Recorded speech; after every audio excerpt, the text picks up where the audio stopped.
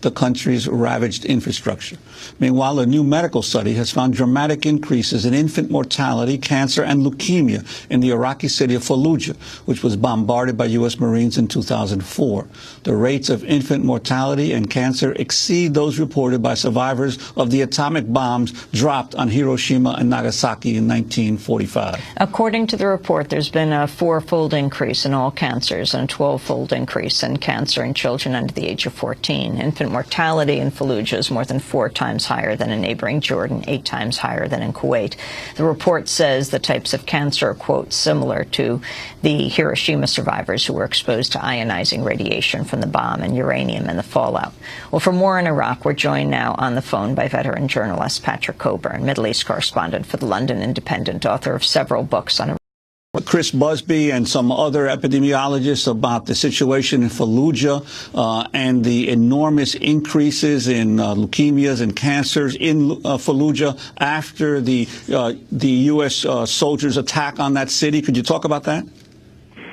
Sure. I think what's significant, very significant about this study is that it confirms lots of anecdotal evidence that there'd been a serious increase in cancers, in babies being born deformed, sometimes with grotesquely so, baby girl born with 2 heads, people born without limbs.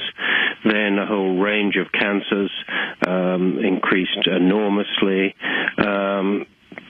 That when I was in Fallujah, doctors would talk about this, but one could write about this, and one couldn't really prove it from anecdotal evidence. Now, this is a study, a scientific study, based on interviews with 4,800 people, which proves that this was in fact happening and is happening. And of course, it has taken place so much later than the siege of Fallujah, when it was heavily bombarded in 2004 by the U.S. military. Because previously, Fallujah is such a dangerous place to this day, difficult to carry out a survey, but it's been finally done, and the results are pretty extraordinary. What were the various weapons that were used in the bombing of Fallujah in 2004? Well, primarily it was sort of, artillery and bombing.